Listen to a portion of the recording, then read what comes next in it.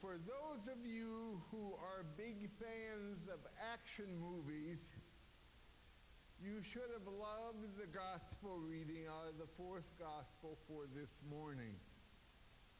It has drama, tension, harsh words, good and evil, the establishment challenged by a rebel, the old established sheriff pushed by the young upstart to come back to town. Sometimes when we hear this story, it is hard for us to perceive much beyond the rage exhibited by Jesus in the picture of his forceful eviction of the money changers and animals from the outer courts of the temple in Jerusalem. If we look a little deeper, beyond the raw anger of the moment, one layer of this story has to do with the uncertainty, the anxiety, the questioning caused by a venerable old institution of generations being thrown in the winds of change by something new struggling to break forth. This something new might be viewed with some consternation and foreboding, because in this case, we associate an action of Jesus with roots and even intentions which don't always come altogether clear. As we unpeel these layers, we might also discover a whole fabric of questions stemming from our reactions to sudden change, to stark challenge, even to the lack of clarity of motives. When the role and process of cherished institutions is called into question, institutions which have given life and support and meaning for years, this thickens the plot. What is he doing? And why is he doing it?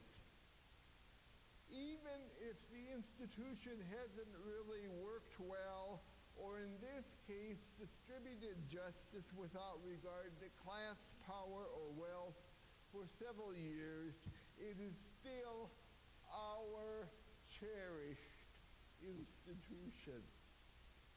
This is definitely an image in a reflecting pool of the old giving way to the new.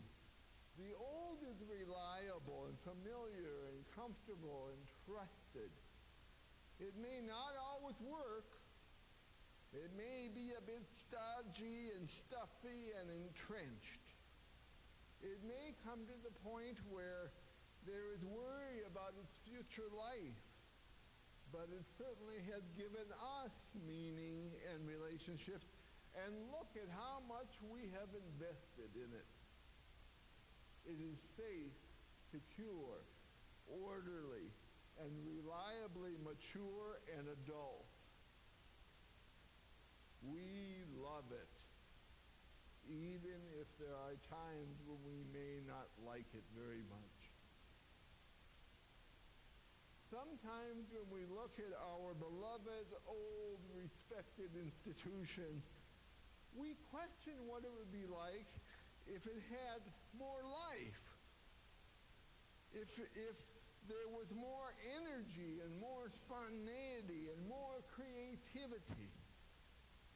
As time passes, we wonder if there is a guide to the next passage which would tell us how to be in charge and let go of total control, all in the same movement.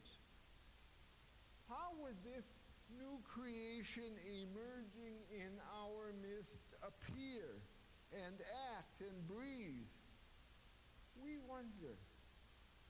We certainly don't relish its demise or an abrupt challenge to its dominance, like the picture of Jesus tearing through the temple.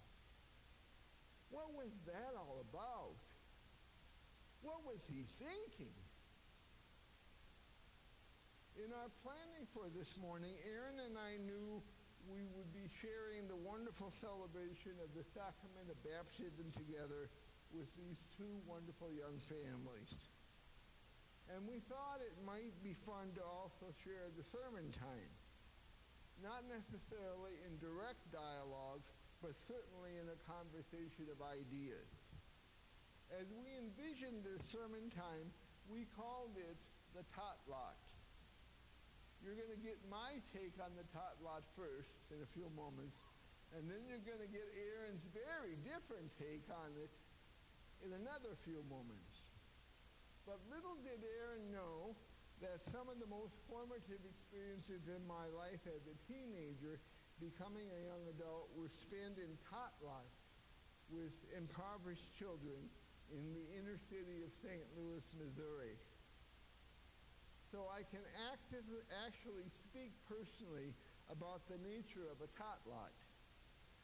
The adult part of a tot lot is composed of the fence around it, the structure of the programming, the safety and control features built into it, which keep the inner part, the part at the core of the tot lot where the child lives and plays. It keeps those safe and secure. It is this core at its heart which serves as the fertile ground for all the creative play and exploration when a young child needs at an early age in order to grow into a happy, healthy, well-adjusted adult. It is in this safe part where the child explores safely what is real and what isn't, what works and what doesn't, what is healthy, what is unhealthy. It is here with the structure built by the adult that the child, the adult of tomorrow, can try new things out. It is here in the midst of all that the adult has built that the child, this new thing, is given birth and emerges. The adult lets go a little, and the child creates a lot. Now, many observers of religious life today note these very predictable patterns of the established life of the institution and what they call the emerging church, breaking in on the older life. There is the interplay present of all the predictable forces, the deep roots of the old church and the dancing, fleeting glimpses of a new church, which oftentimes can just barely be outlined and not always held in hand.